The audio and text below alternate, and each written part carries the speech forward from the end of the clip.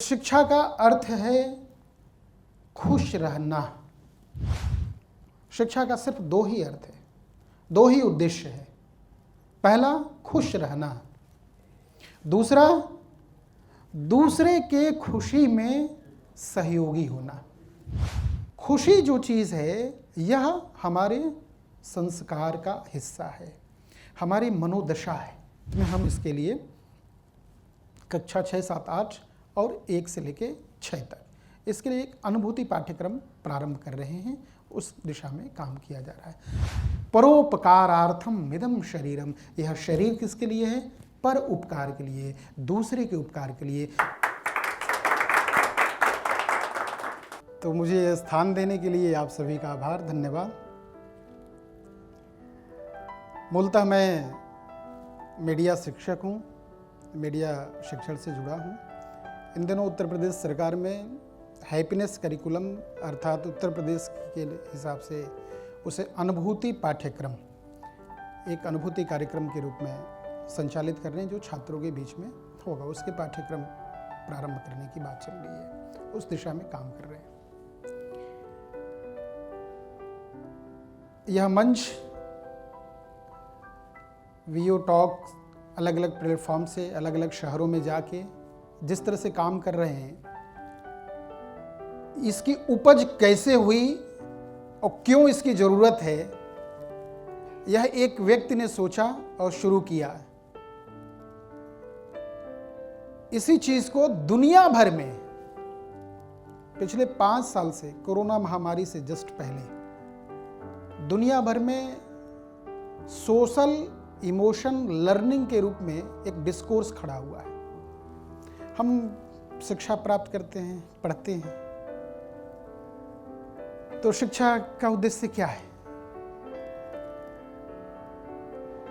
तो अलग अलग डेफिनेशन है, अलग अलग सोच, अलग अलग बातें हैं, पर मोटा मोटी जो जीवन में मनुष्य के जीवन का जो उद्देश्य है वह शिक्षा है। क्योंकि किसी भी व्यक्ति के निर्माण में, किसी भी समाज के निर्माण में और किसी भी राष्ट्र के निर्माण में उसके मूल में शिक्षा ही है। शिक्षा नहीं है तो फिर निर्माण थोड़ा। और शिक्षा कैसे है? तो संस्कार से है। और संस्कार कैसे है?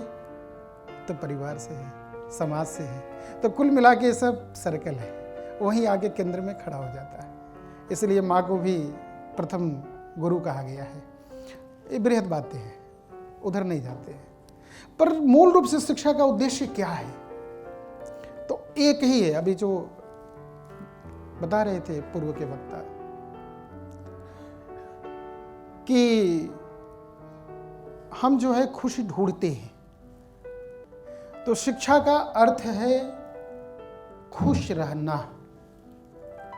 शिक्षा का सिर्फ दो ही अर्थ है, दो ही उद्देश्य है।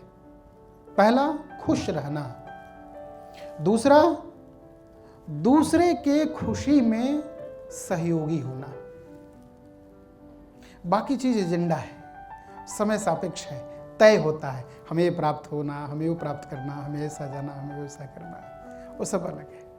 पर जो प्राप्ति हो जाएगी तो अंत क्या है उसका? तो प्रसन्नता, आनंद। और उस आनंद की अनुभूति जो है वही जीवन का सुख है। तो उस सुख को तलाशना, उस सुख को ढूंढना, ये बाद में हम करते हैं। तो बाद में क्यों करें?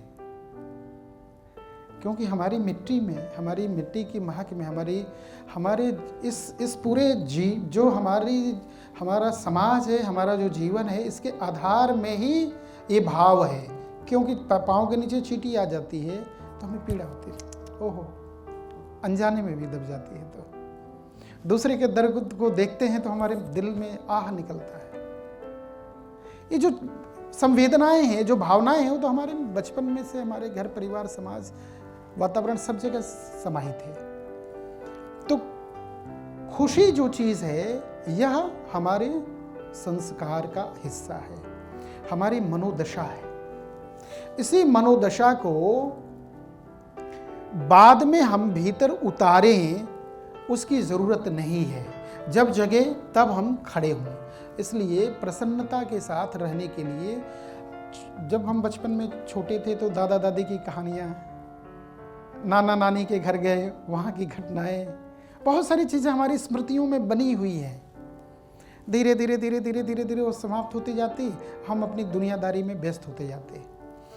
उन जो स्मृतियाँ हैं, जो लोक मंगल की बातें हैं, उनको कैसे शैक्षणिक पद्धति में ला सकते हैं, बचपन में से ऐसे समाज का निर्माण और ऐसे विचार का निर्माण हमारे मन मस्तिष्क में आ सकता है, इसको शैक्षणिक पद्धति से लाने का प्रयास करना। उसके लिए शिक्षा के क्षेत्र में भी काम हो रहा है। उत्तर प्रदेश में हम इसके लिए कक्षा 6, 7, 8 और 1 से लेके 6 तक इसके लिए एक अनुभूति पाठ्यक्रम प्रारंभ कर रहे हैं। उस दिशा में काम किया जा रहा है। आप जो बता रहे थे उसी बात को थोड़ा सा आगे बढ़ाते हुए कि इसकी आवश्यकता क्यों है, आखिर हमें क्या क्यों ये कार्य करना है। संबंध, इतनी बच्चियां बैठी हुई हैं, महिलाएं बैठी हुई हैं, सभी लोग हैं। मानव जीवन के आधार बिंदु क्या है तो संबंध है, और संबंध किसी ट्रेनिंग का हिस्सा नहीं होता। कोई बच्ची छोटी होती घर में होती है और धीरे धीरे धीरे जैसे जैसे वो बड़ी होने को होती है, पूरे घर की जिम्मेवारी उसके पास, प्यार दुलार, कितना सारा कुछ उसके पास, उसके होने की मतलब उसकी उपस्थिति कैसे रंग भर देती है जीवन में। पिता के लिए प्यारी, भाई, मतलब कितना आनंद आता है उसके होने का। धीरे जैसे ही वह पता चलता है कि इसके विवाह का समय आ गया और वो दूसरे परिवार को जाती है, एक नए सृजन की तरफ बढ़ती है, वहां पहुंचने के साथ ही वह किसी की भाभी, किसी की बहू, किसी की चाची, किसी की मामी, इतने रोल में आ जाती है। और जैसे ही आती है, इन सारे रोल को, इन सारे दायित्व को, इन सारे जिम्मेदारियों को कितनी खूबसूरत तरीके से निभाती है। कैसे निभाती है? एक क्या उसने कहीं समझा, पूछा, जाना, देखा, पढ़ा, ट्रेनिंग लिया क्या? नहीं ना, बिल्कुल नहीं। क्यों किया? क्यों कि उसके परिवार में, उसके संस्कार में, उसके जीवन का यह एक हिस्सा था जिसे उसने आत्मसात कर लिया। यही हमारा संस्कार है, यही हमारा जीवन है। तो भारतीय जीवन पद्धति की बड़ी खूबसूरती है। दुनिया भर के देशों में सोशल इमोशनल लर्निंग पर काम खड़ा हो रहा है, क्योंकि वहाँ संबंध टूट रहा है, क्योंकि वहाँ जो कमाता है वही खाता है। हमारे यहाँ क्या है? एक कमाता है, सभी खाते हैं, सबका समान अधिकार है। तो जो समानता है, जो अधिकार है, जो एकता है, जो एक रूपता है, जो एकात्मता है, जो सहचर्य है, जो साथ चलने का, बढ़ने का, साथ जीने की जो भाव है, भावना है, इसी भावना को कैसे हम समाज जीवन में लाएं? तो एकला चलो नहीं, समूह में चलने का अभ्यास करें। इन सारी चीज़ों को समाज जीवन पर, यानी समाज की बनाई हुई बुनियाद पर कैसे हम शिक्षा पद्धति में लाके जीवन मूल्य को स्थापित करें, इसी का कार्य को हम खुशी के रूप में देखते हैं, हम सहयोग के रूप में देखते होंगे। एक छोटा सा उदाहरण के साथ बात पूरी करूं। आप देखे होंगे भारत में एक पद्धति है, थोड़ा प्राचीन जीवन में जाएं तो श्रुति परंपरा की। किसी के यहाँ विवाह शादी हो रहा है, हम सुन लिए तो हम उसे निमंत्रण मानते हैं, हम चले जाते थे। अब तो निमंत्रण की जरूरत पड़ती है। आप गांव की कल्पना करिए, गांव में छप्पर होते थे, एक छप्पर उठा के रखना है, कितने लोग खड़े हो जाते थे, आगे उठा के रख देते थे, एक साथ बहुत इकट्ठे हो जाते थे। इन सारे मानव मूल्यों को स्थापित करने का कार्य मानव के भीतर हो, और वह शैक्षणिक पद्धति से हो, वह सामाजिक पद्धति से हो, सामाजिक मूल्यों पर हो। इन सारी चीज़ों की आवश्यकता है। इन सारी चीज़ों से व्यापक जो रूप बनेगा वही प्रसन्नता का भाव होगा, वही साथ का भाव होगा, वही सहयोग का भाव होगा, वही परस्पर सहयोग का भाव होगा। क्यों? क्योंकि इसका आधार नदी है। नदी बहती है, स्वयं के लिए नहीं, समाज के लिए। प्रकृति है, वृक्ष है, वृक्ष फल देता है, किसके लिए? स्वयं नहीं खाता, वह दूसरे को छांव देता, दूसरे को फल देता। गाय दूध देती है, किसके लिए? दूसरे के लिए। वैसे ही परोपकारार्थम मिदम शरीरम, यह शरीर किसके लिए है?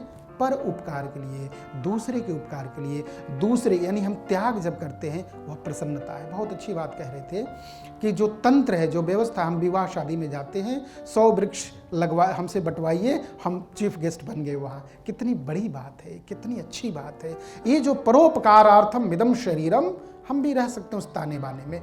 तो दूसरे के उपकार के लिए यह शरीर है, या दूसरे का पर उपकार ही हमारी प्रसन्नता है।